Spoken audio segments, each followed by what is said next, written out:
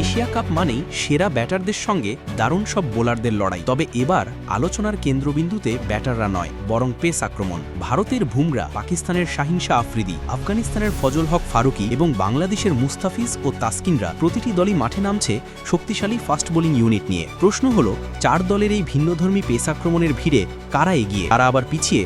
আসুন দেখে নেওয়া যাক এশিয়া কাপে কার পেস আক্রমণ হতে যাচ্ছে সবচেয়ে ভয়ঙ্কর। এশিয়ার ক্রিকেট মানেই দীর্ঘদিন ধরে স্পিনারদের রাজত্ব। মুরালীধরন, আনুল কুম্বলে কিংবা শহীদ আফ্রিদির হাতে তৈরি হয়েছে অসংখ্য স্মৃতি। তবে সময় বদলেছে।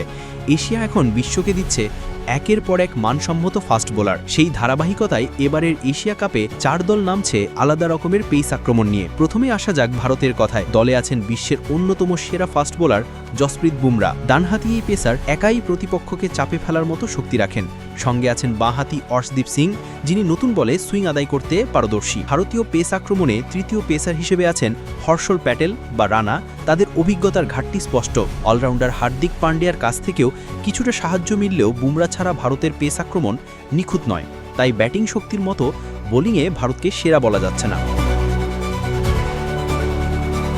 এশিয়ার সেরা পেস আক্রমণের আলোচনায় পাকিস্তানের নাম আসবে সবার আগে। শাহিন শাহ আফ্রিদি শুধু পাকিস্তানের নয়, বিশ্ব ক্রিকেটের অন্যতম ভয়ঙ্কর বোলার। তার সঙ্গে আছেন হারিস রৌফ, হাসান আলী ও ওয়াসিম জুনিয়র। এই চতুষ্টয় প্রতিটি ম্যাচেই প্রতিপক্ষকে চাপে ফেলতে পারে। তবে ইনফর্ম হামজা অনুপস্থিত থাকায় কিছুটা ঘাটতি তৈরি হয়েছে। পাকিস্তানের পেস আক্রমণ নিঃসন্দেহে শক্তিশালী, কিন্তু অনেক সময় তারা অপ্রত্যাশিতভাবে ব্যর্থ হয়, যা তাদের বড় দুর্বলতা।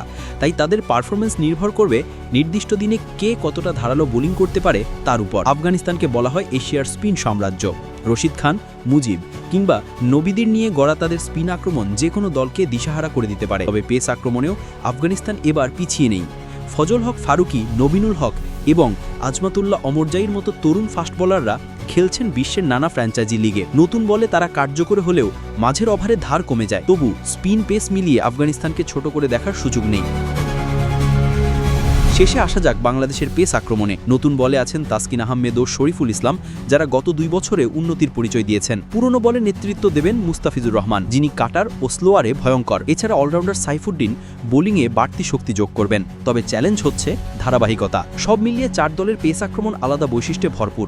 ভারতের বুমরা নির্ভরতা, পাকিস্তানের তারুণ্য ও অভিজ্ঞতার মিশেল, আফগানিস্তানের তরুণ তুরুপের তাস আর বাংলাদেশের উন্নতি ও বৈচিত্র্য, সবকিছু মিলিয়ে এশিয়া কাপে হবে পেসারদের বড় লড়াই। শেষ পর্যন্ত কোন দলের পেস আক্রমণ এগিয়ে থাকবে সেটা নির্ভর করবে এশিয়ার মাঠে চাপের মুহূর্তে কে নিজের সেরা অস্ত্রটা কাজে লাগাতে পারে তার উপরই।